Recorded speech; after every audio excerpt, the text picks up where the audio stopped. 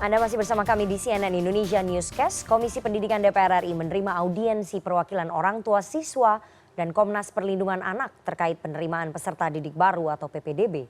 Mereka protes seleksi PPDB berdasarkan usia pada jalur zonasi.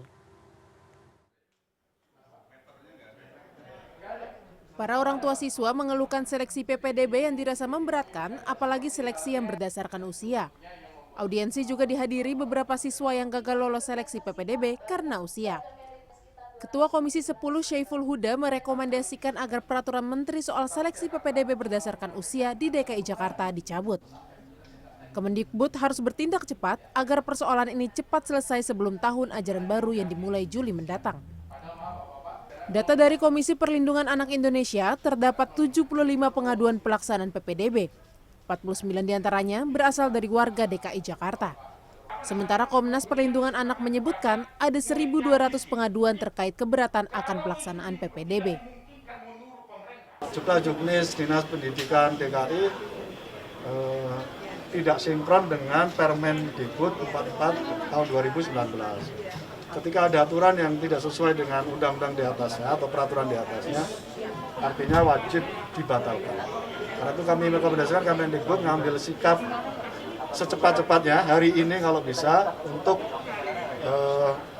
berkoordinasi dengan Dinas Pendidikan DKI membatalkan jumlah juknis yang tidak sesuai dengan peraturan Kemendikbud.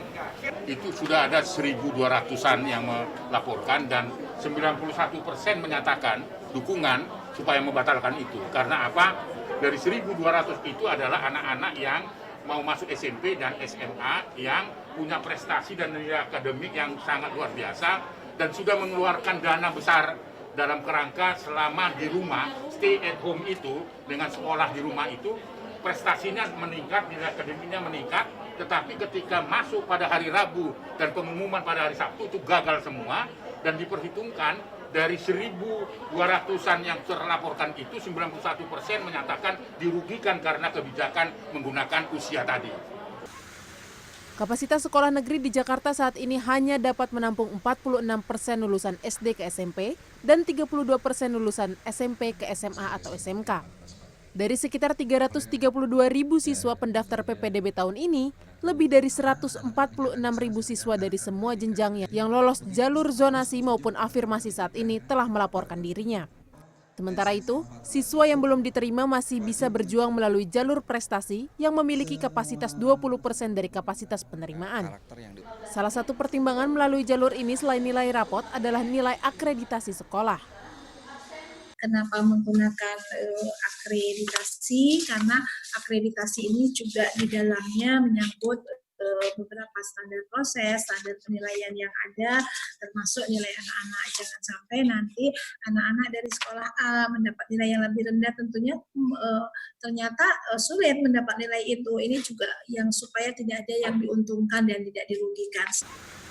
Untuk mengakomodir tingginya minat masyarakat menyekolahkan anaknya ke sekolah negeri di Jakarta, maka Dinas Pendidikan DKI Jakarta membuka jalur zonasi Bina RW sekolah.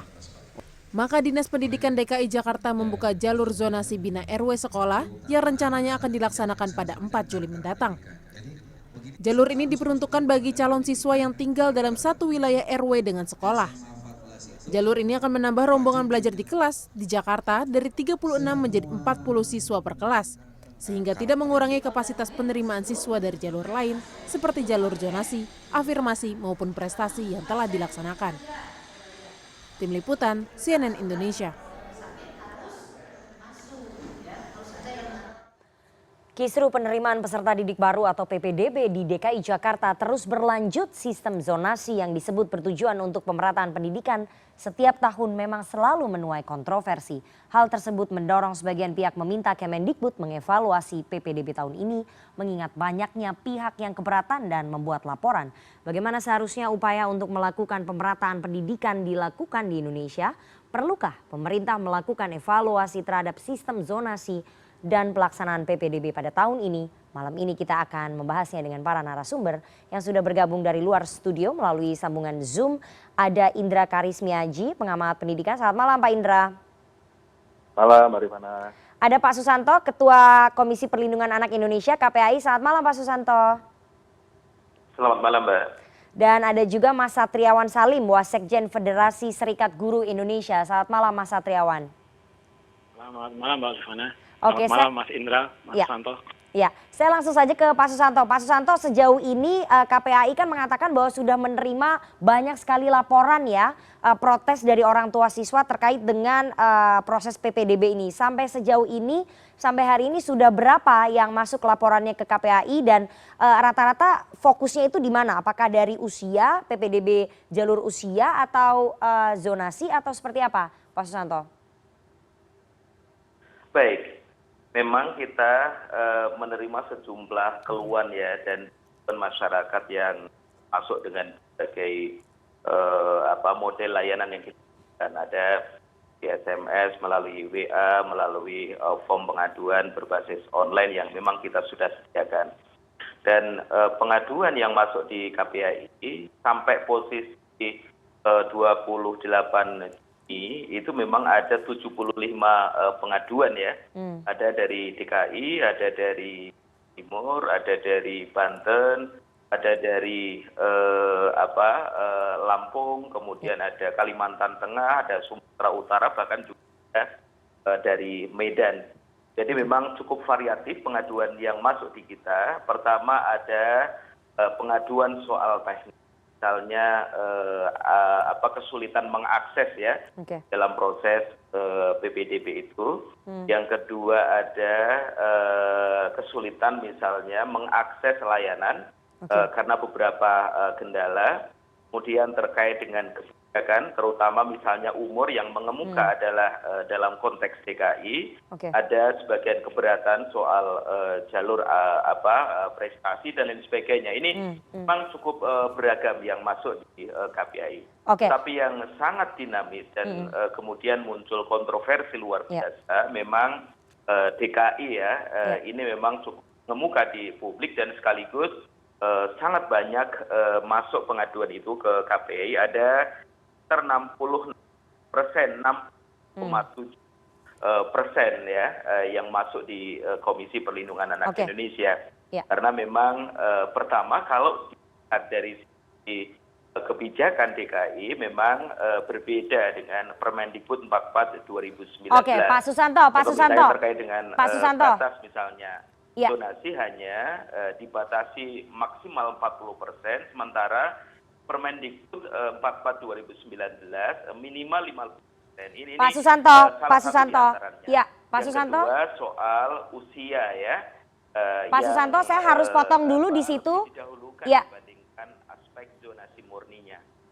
Ya, Pak Susanto tadi Anda mengatakan bahwa yang paling banyak diprotes adalah PPDB jalur usia dan itu terjadi di DKI Jakarta karena tadi Anda katakan bahwa ada perbedaan aturan yang diterapkan di Permendikbud PPDB dengan yang diterapkan di Pemprov DKI Jakarta ataupun Disdik DKI Jakarta. Apakah kemudian memang Disdik DKI Jakarta melakukan kelalaian di situ menurut KPAI? Ya, kita sebenarnya kan bisa telaah secara normatif ya. Pertama kita tentu KPAI juga sudah melakukan review ya terhadap kebijakan DKI itu. Kemudian KPAI juga sudah memanggil kepala dinas dan wakil kepala dinas beserta tim PPDB dan alhamdulillah juga hadir di KPAI sudah memberikan penjelasan ya cukup utuh terkait beberapa hal layanan PPDB dan kebijakan PPDB khusus di DKI Jakarta. Memang kalau dilihat dari sisi aspek kebijakan tidak ada kesesuaian, sekali lagi agak berbeda ya, beda antara ditentukan oleh Permendikbud 44 dengan apa yang telah dilakukan oleh DKI. Permendikbud misalnya mengatakan bahwa 50%, sementara DKI 40%. Yang kedua, Permendikbud sejatinya adalah Permendikbud ini kan zonasi ya, basisnya zonasi bukan umur sebagaimana di DKI. Ya, saya kira memang kami juga sudah mendapatkan sejumlah penjelasan dari kepala dinas, tetapi rekomendasi kami di dalam pertemuan itu dan kami hari ini juga sudah mengirimkan surat kepada kepala dinas agar lakukan evaluasi terhadap kebijakan tersebut agar semua anak Indonesia, semua anak DKI ya bisa mengakses pendidikan Ya, seadil-adilnya. Oke, saya mau langsung ke Pak Satriawan Salim. Mas Satriawan Salim, Wasekjen FSGI. Sebagai tenaga pengajar, tenaga pendidik, Anda melihat kebijakan PPDB jalur usia ini yang kemudian diprotes oleh orang tua murid merugikan murid itu sendiri. Bagaimana Anda melihat kebijakan ini? Memang ini salah, harusnya tidak diterapkan berdasarkan usia anak-anak yang kemudian usianya muda tapi berprestasi, kemudian mereka tidak bisa masuk begitu. Ya, terima kasih Mbak. Yang pertama, FSG itu sejak 2017 selalu mengawal ya pelaksanaan PPDB. Bahkan kami juga membuka posko pengaduan di 2017, 18, 19. Nah, kemudian memang perkembangan tentang PPDB ini di setiap tahun berubah-ubah ya. Misalnya alokasi terkait dengan jarak atau zonasi. Oke. Di awal itu di zaman Pak Muhadjir, 80% ya kalau tidak salah, kemudian di zaman Mas Nadiem sekarang menjadi 50%. Ya. Nah, dalam konteks kisruh sekarang di DKI ini, kami melihat memang ada ketidaksinkronan antara Juknis 501 itu dengan Permendikbud 44 tahun 2019. Oke. Nah, kemudian yang kedua, ya tadi Mas Santo sudah mengatakan ya, misalnya ketidaksinkronan untuk mengaplikasikan pasal 25 ayat 1. Ya. Di sana dijelaskan bahwa prioritas untuk zonasi itu untuk penerimaan peserta didik baru itu adalah jarak ya antara rumah dengan sekolah, tetapi ternyata pakai usia. Nah, ini sebenarnya kejadian yang berulang dalam konteks ketidaksinkronan daerah ya.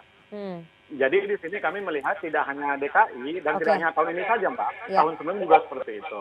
Nah, yang terakhir, yang poin penting adalah kami juga mengkaji ini dan tadi juga kami ke DPR RI, ke Komisi 10.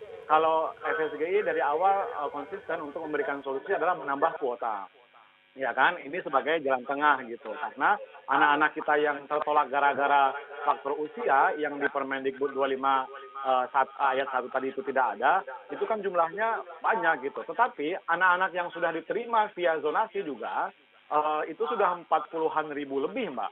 Makanya jalan tengahnya adalah perpanjang pendaftaran zonasi, masa pendaftaran, dan ditambah kuota rombongan belajar. Ya tadi sudah diputuskan dan kami apresiasi itu. Saya mau langsung ke Pak Indra. Pak Indra, selain persoalan PPDB jalur usia sebetulnya yang dikeluhkan oleh orang tua murid, ini juga banyak beberapa masalah. Tadi sudah disebutkan oleh Mas Satriawan bahwa PPDB ini selalu berubah dari satu menteri ke menteri lainnya. Dan memang terjadi ketidaksinkronan antara Permendikbud dengan kebijakan dari pemerintah daerah. Memang harus dievaluasi secara menyeluruh, ada yang salah atau memang dari Kemendikbudnya harus kemudian mendampingi pemerintah daerah ataupun Kemendikbud di daerah ataupun distrik di daerah. Jadi saya harus jelaskan dulu mungkin Mbak ya, kenapa ada kebijakan zonasi ini. Kita akan melihatnya secara makro dulu, dan ini penting supaya masyarakat tahu. Yang pertama, itu pendidikan kita adalah salah satu yang terendah di dunia. Jadi kalau kita bicara mutunya buruk sekali, ini butuh peningkatan. Nah, untuk bisa peningkatan tentunya harus ada perubahan. Nah, salah satu yang dilihat adalah selama ini anak-anak yang pinter itu ngumpulnya di sekolah negeri favorit. Sehingga tidak terjadi pemerataan di sana. Nah, dengan adanya zonasi, ini kita mau pemerintah mengubah stigma kalau anak-anak pinter tuh harus ngumpulnya di sekolah negeri favorit. Mau kita sebar, setiap sekolah negeri itu harus menerima siapa saja. Makanya kan ada jalur afirmasi, ada jalur zonasi, ada jalur prestasi. Jadi harus nyebar, kan gitu. Itu yang pertama filosofinya ke sana. Yang kedua adalah kalau kita melihat dengan selama ini masuk sekolah negeri itu berdasarkan nilai, berarti hanya anak-anak pintar saja yang bisa masuk sekolah negeri. Bagaimana dengan anak-anak yang tidak punya biaya untuk ikut bimbel, untuk beli buku? Nah, itu juga kayaknya kenapa banyak anak putus sekolah sehingga usianya tua saja nggak bersekolah kan begitu. Nah, jadi kita melihat kondisi faktanya seperti itu. Nah, sekarang perintah itu sudah mengubah konsep pola PPDB yang dulu model zaman saya dulu, kalau yang masuk sekolah negeri itu dilihat nilainya, sekarang nggak pakai nilai lagi. Itu sebuah hal yang positif, kan begitu. Di DKI ditambah lagi ada memprioritaskan juga dari usia. Ini juga satu hal yang positif. Jadi memberikan kesempatan bagi anak-anak yang selama ini tidak diberikan akses untuk pendidikan, sekarang dibuka akses. Nah, jadi kalau menurut saya bagi mereka yang ingin mencari prestasi, banyak kok pilihan sekolah-sekolah swasta yang sangat baik. Ya, Mas Indra, tapi itu memang sisi positifnya. Dan kalau tadi ada yang mengatakan rugi, sudah bayar mahal-mahal, ya kan? Misalnya ikut bimbel kan, itu prestasinya bagus tapi nggak terima di negeri. Nah kan ini ironis. Ya, Mas Indra, itu adalah sisi positif dari PPDB. Ya, Mas Indra, itu adalah sisi positif dari PPDB. Biarkan berikan yang anak-anak yang kurang mampu sekolah di sekolah negeri gitu. Oke, Mas Indra, itu adalah sisi positif PPDB. Tapi PPDB setiap tahun selalu menimbulkan masalah yang diprotes oleh orang tua murid seperti yang tadi saya sebutkan. Apakah memang harus ada evaluasi menyeluruh terhadap sistem ini? Kalau bicara sistem pendidikan Indonesia memang harus dievaluasi secara menyeluruh. Oleh sebab itu kan ada wacana untuk segera mengubah revisi Undang-Undang Sisdiknas. Dan ini bagian dari bagaimana proses seleksi peserta didik baru ini dilakukan. Oke, nanti kita akan tanya bagaimana kemudian transparansi dari panitia PPDB karena itu juga yang dikeluhkan oleh orang tua murid. Saya akan tanya usai jeda. CNN Indonesia Newscast segera kembali sesaat lagi.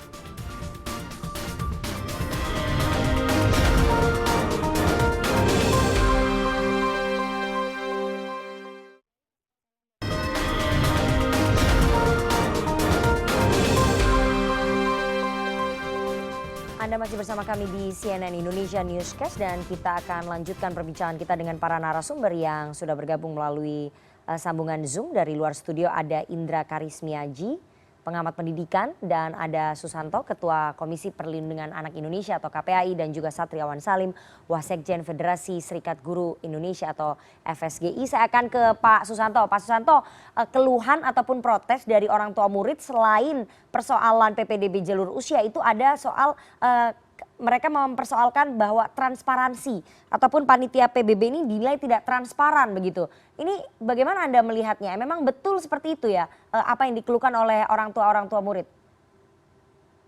Ya, memang ada sejumlah keluhan ya masuk di kami terkait dengan mempertanyakan transparansi di dalam proses PPDB. Itu sejatinya tidak hanya satu titik daerah, tetapi ada sejumlah daerah lain. Misalnya karena sulitnya diakses PPDB berbasis online itu, kemudian jangan-jangan ada yang melalui jalur lain. Gitu. Itu kadang-kadang memang ada. Saya kira kita memang terus melakukan perbaikan sistem ya terkait dengan layanan pendidikan di Indonesia. Kira cukup bisa dipahami ya. Masyarakat punya pemikiran seperti itu atau kekhawatiran seperti itu, saya kira bisa difahami.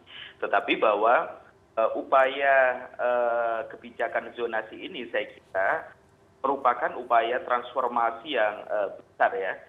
Dulu sebenarnya lebih cenderung segregatif ya. Tadi Mas Indra juga sudah menyampaikan. Cenderung segregatif. Kenapa?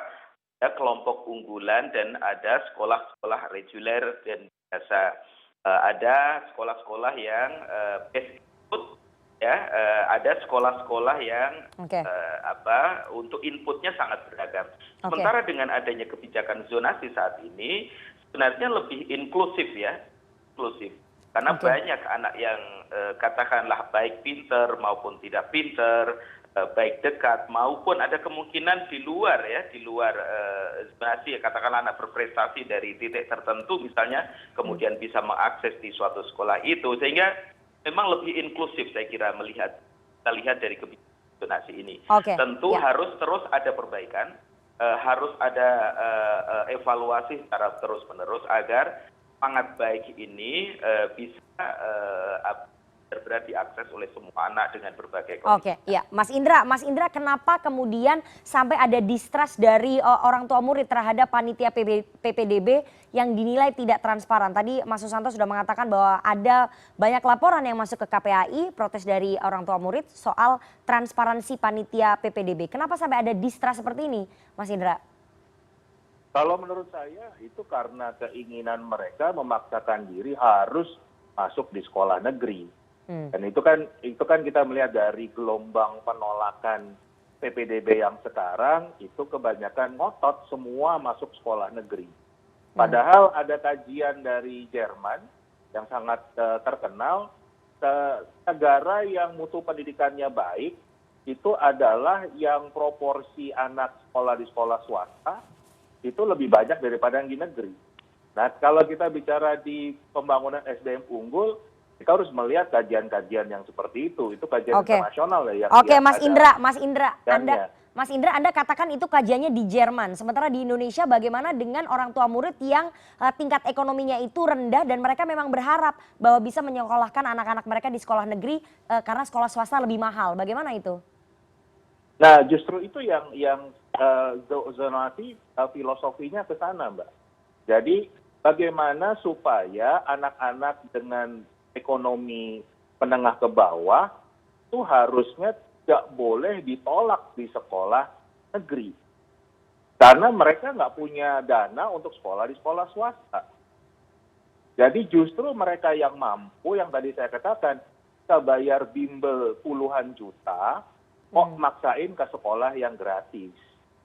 Dan betul-betul ngotot. Kalau saya justru malah menyarankan, justru gunakanlah kesempatan ini untuk mendidik putra-putrinya. Bisa dikatakan, nah, kamu nggak usah memaksakan ke negeri. Orang tuamu diberikan rezeki lebih.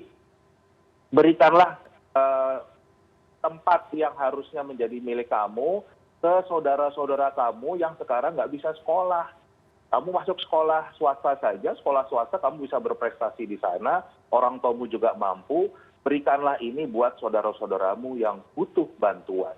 Itu akan membangun karakter anak, ya, kebangsaannya juga akan muncul dengan baik, cinta sesama, cinta tanah air, dibanding pokoknya harus masuk sekolah negeri, apapun dijalankan. Itu malah buruk kalau menurut saya. Pak Indra. Jadi kan kita bicara pembangunan karakter, sedang mendidik anak untuk menjadi manusia yang utuh.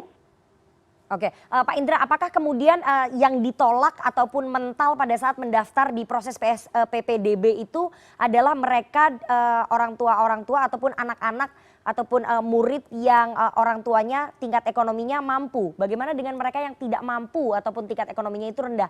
Itu juga banyak kemudian yang mereka mengeluhkan bahwa mereka tidak bisa masuk begitu. Nah, justru kalau saya malah akan berjuang untuk mereka-mereka yang dari kelompok ekonomi menengah ke bawah yang tidak diberikan akses ke sekolah negeri. Itu malah akan saya perjuangkan nanti, kan begitu. Kalau proses ini sudah selesai, PPDB sudah selesai, kalau sampai ada masih banyak anak-anak yang tidak mampu ditolak di sekolah negeri, saya akan menghadap Pak Gubernur langsung untuk minta kebijakan khusus, karena ini yang harus dibantu. Ya, saya mau tanya ke Mas Satriawan. Mas Satriawan, tadi Pak Indra sudah mengatakan bahwa banyak orang tua murid yang tingkat ekonominya mampu menginginkan ataupun ngotot anak-anaknya masuk ke sekolah negeri. Apakah kemudian ada mindset memang sekolah negeri ini jauh lebih bagus dibandingkan dengan sekolah swasta? Itu adalah mindset orang tua zaman dulu begitu? Ya, sebenarnya nggak sepenuhnya benar juga ya bahwa kalangan yang tidak mampu, karena saya juga bergabung di grup orang tua yang anak-anaknya tidak diterima ya karena faktor usia, itu kan satu hal yang keliru, memang harus diakui. Buktinya hari ini sudah diubah gitu kan, di DKI misalnya. Yang kedua, bahwa yang menerima KJP pun kabarnya ada yang tidak diterima. Ya kan, persoalan Mas Indra ke Anies itu konteksnya lain ya, artinya tidak menyelesaikan persoalan yang orang tua sampaikan hari ini. Kemudian yang ketiga, yang penting adalah kalau mindset terhadap sekolah negeri, kenapa orang tua berlomba-lomba ke sekolah negeri saat ini di Jakarta? Setidaknya ada dua persepsi, Mbak. Yang pertama, saya melihat faktor pandemi. Ya kan, ada mungkin yang SD SMP-nya waktu itu swasta, tapi karena faktor corona sekarang, ekonomi keluarga menjadi guncang, akhirnya pilihannya terakhir ke negeri, ya kan? Artinya yang tadinya mungkin menengah atas atau menengah sekarang turun ekonominya, sehingga memilih sekolah negeri gratis itu pilihan terbaik demi pendidikan anak. Persepsi yang kedua adalah kenapa memilih negeri seiring kualitas sekolah-sekolah negeri itu makin membaik.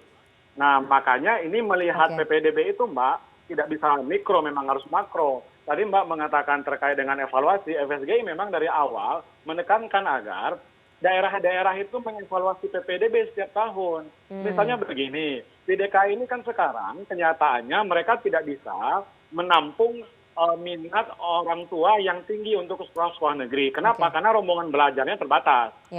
Ya kan? Artinya kelasnya. Berarti harusnya kejadian yang tiap tahun seperti ini berarti Pemda harusnya membangun sekolah misalnya.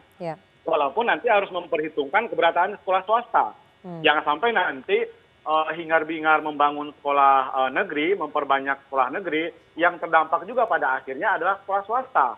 Walaupun saya yakin ada sekolah swasta tertentu yang tetap memiliki segmen orang tua tertentu, Mbak.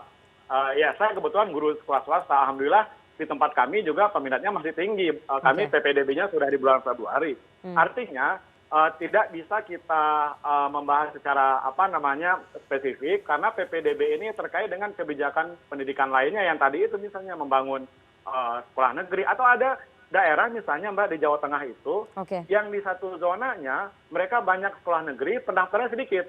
Itu kenapa itu Pak Satriawan? Ya karena pemetaan di awal itu tidak dilakukan gitu, pendataan. Harusnya kan di Permendikbud, Mbak, itu wajib ya kan Dinas Pendidikan atau Pemda mengevaluasi tahun ini apa ya kekurangannya. Kalau kekurangannya adalah mereka kekurangan kelas, ya kan seiring meningkatnya calon peserta didik, maka tahun depan berarti harus dipikirkan kan agar mereka tertampung. Kita tidak bisa melarang orang tua ingin sekolah di sekolah negeri loh.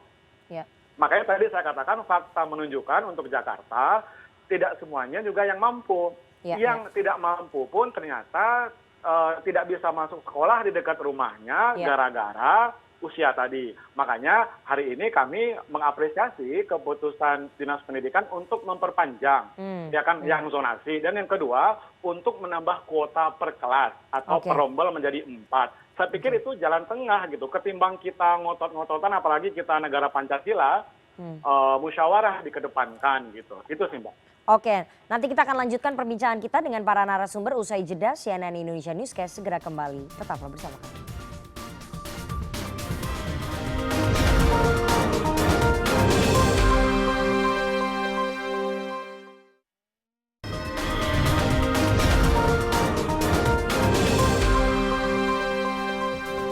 Anda masih bersama kami di CNN Indonesia Newscast dan kita akan lanjutkan perbincangan kita dengan para narasumber yang bergabung dari luar studio karena waktu kita tidak banyak. Saya mau ke Pak Susanto terlebih dahulu. Pak Susanto, tadi Anda sudah menyebutkan bahwa sudah ada mediasi ataupun pembicaraan dialog dengan Disdik DKI Jakarta. Kemudian apakah sudah ada titik temu dan saran dari KPAI supaya kemudian PPDB ini tidak terus-menerus terulang merugikan orang tua murid dan juga siswa? Apa Pak solusinya? Ya, bagaimana yang saya sampaikan tadi, kita memang cukup dinamis ya di dalam proses diskusi saat itu. Kami mendapatkan penjelasan, kemudian kami juga sudah menyampaikan beberapa masukan, termasuk juga pentingnya melakukan evaluasi. Ini sebenarnya juga sudah saya sampaikan. Sekaligus hari ini kita juga sudah sampaikan rekomendasi. Tentu kita akan lihat ya dalam beberapa hari ke depan apakah memang telah ada perubahan signifikan dari kebijakan itu atau seperti apa. Tentu kita akan nanti koordinasi. Tetapi tentu kita harus kita lihat ya bahwa kebijakan zonasi ini sebenarnya akan memberikan satu hal penting di dalam penyelenggaraan pendidikan. Satu, yang dulunya tidak terevaluasi menjadi terevaluasi. Yang dulunya tidak terpetakan, ketersediaan sekolah itu menjadi terpetakan. Beberapa kabupaten kota menjadi sadar bahwa ternyata di daerah saya kurang SMA ya, kurang SMK ya, dan lain sebagainya. Ini tentu menjadi titik masuk bagi upaya penyediaan sekolah yang berkualitas. Yang kedua, tentu ini juga akan menjadi pintu masuk untuk perbaikan SDM kita. Oke. Banyak, kalau misalnya ya, ini guru-guru yang katakanlah mengajar sekolah unggulan di era dulu, itu tentu jauh lebih mudah ya. Bagaimana ketika saat ini terjadi perubahan kebijakan menjadi lebih inklusif siswanya. Dari yang tadi saya sampaikan, base input menjadi lebih beragam. Ini tentu menjadi tantangan besar di SDM, terutama bagi guru. Tidak mudah perubahan itu, karena tentu akan menjadi perubahan budaya pembelajaran, perubahan di dalam proses memilih metode dan pendekatan di dalam proses pembelajaran. Itu tentu tidak mudah dalam rentang tahun ke tahun. Guru mendapatkan anak-anak yang memang hebat, dan dihadapkan dengan beragam input. Ini tentu satu tantangan besar, saya kira. Oke, artinya memang sistem PPDB ini sudah bagus begitu ya untuk pemerataan pendidikan, tapi memang harus ada evaluasi dan juga perbaikan-perbaikan di sistem tadi yang sudah disampaikan ataupun disarankan oleh KPAI ya Pak Susanto. Saya akan ke Pak Indra. Pak Indra, apakah kemudian untuk khusus proses PPDB yang ricuh sekarang ini harus masa pendaftarannya diperpanjang, kemudian soal gangguan teknis nih harus dibuat dicari alternatif untuk mengatur ritme mengakses situsnya, Pak? Ya, kalau secara teknis sih pastinya harus akan selalu tadi dievaluasi, tentunya selalu ada perbaikan. Namanya implementasi pasti nggak ada yang sempurna ya. Tapi menyambung apa yang disampaikan oleh Pak Susanto tadi, ini adalah momentum kita memang untuk mengevaluasi sistem pendidikan kita secara menyeluruh. Saatnya kita itu memang membenahi sistem pendidikan kita. PPDB ini adalah bagian kecil dari sistem pendidikan tersebut. Jadi kita jangan melihatnya sepotong-sepotong. Ini momentum kita, apalagi Pak Presiden mengatakan program kita bangun SDM unggul, harusnya memang kita mulai dari evaluasi semua program sudah berjalan, termasuk PPDB, kemudian menyusun blueprint, menyusun cetak biru pendidikan Indonesia. Ke 2045 nanti akan seperti apa? Salah satunya tadi pemetaan sekolah. Kita butuh berapa sekolah sih?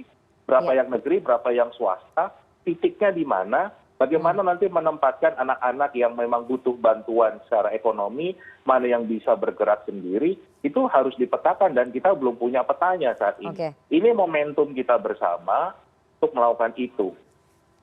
Ya, saya mau ke Pak Satriawan. Pak Satriawan, terakhir saran Anda dari tenaga pengajar dan juga teman-teman, apa yang harus diperbaiki dari PPDB ini supaya tidak terulang kembali masalah-masalah klasik, terutama untuk yang tahun ini, yang jalur usia itu yang dipersoalkan?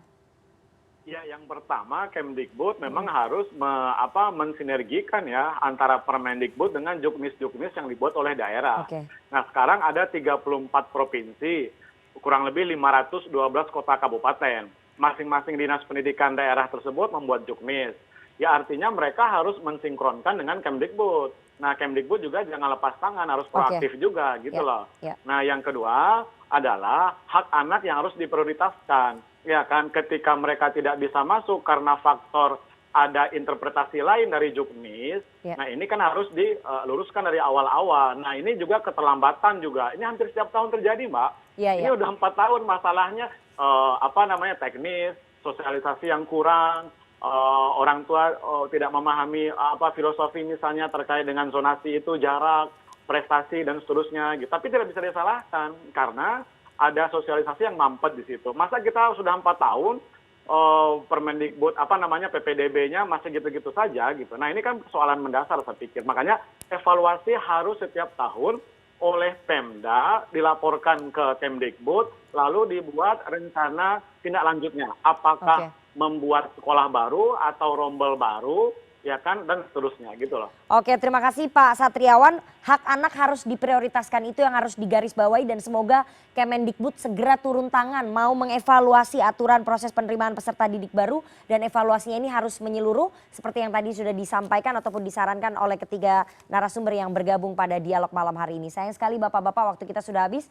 Terima kasih atas waktunya pada CNN Indonesia Newscast malam hari ini.